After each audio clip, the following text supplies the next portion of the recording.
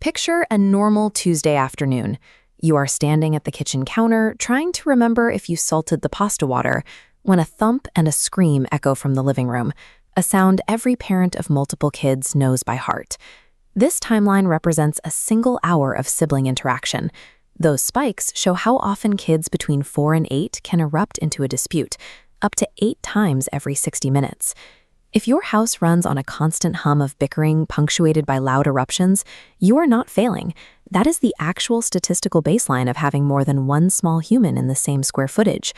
You walk in, see those wide, urgent eyes staring up at you, and immediately step in to establish fairness. You ask the question every parent thinks a good judge should ask: who started it? Research suggests that this specific investigative approach is why many siblings find themselves back in the exact same conflict less than 20 minutes later. Asking who hit who first forces your children into 2 strict opposing roles: the winner and the loser, the one mom believed and the one mom didn't. The moment they sense you might rule against them, the stakes go up. They stop caring about the stuffed animal entirely. They get loud, they perform innocence, and they exaggerate their injuries.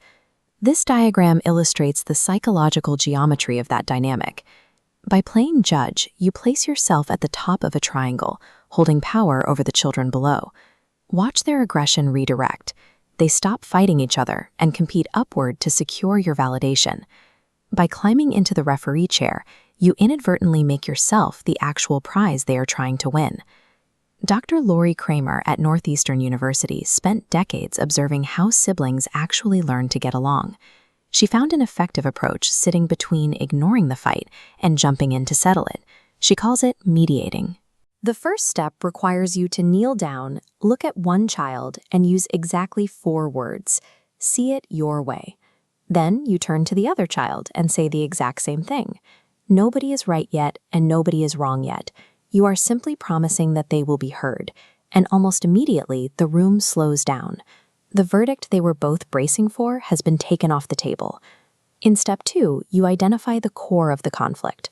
While it may look like a fight over a stuffed dog, the issue is often a missing rule, like having no plan for how to share a single toy. Renaming the conflict diffuses the tension.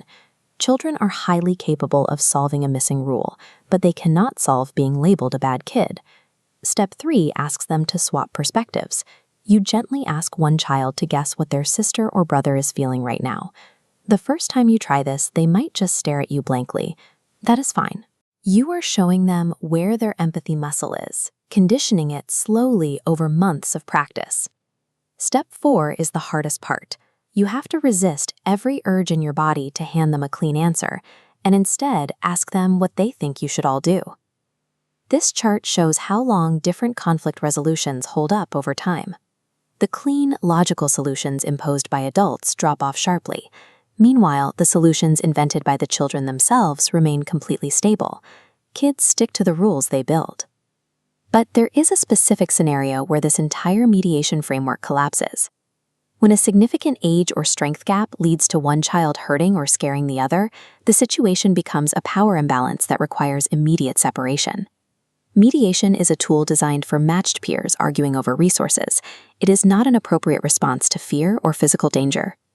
Of course, yesterday you probably lost your temper. You grabbed the toy, picked a side loudly, and made everyone cry. When that happens, you wait until the house is calm and you execute a repair.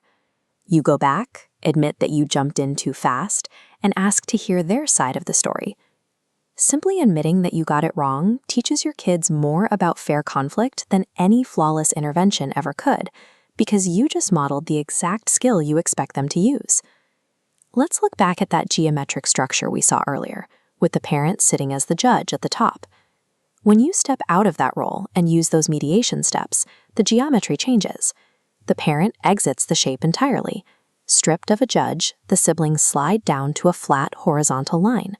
They stop facing you as competitors trying to win a court case and begin sitting next to each other to face a shared problem. Stepping out of the ruling business allows a different relationship to form, one associated with less loneliness and better mental health into adulthood.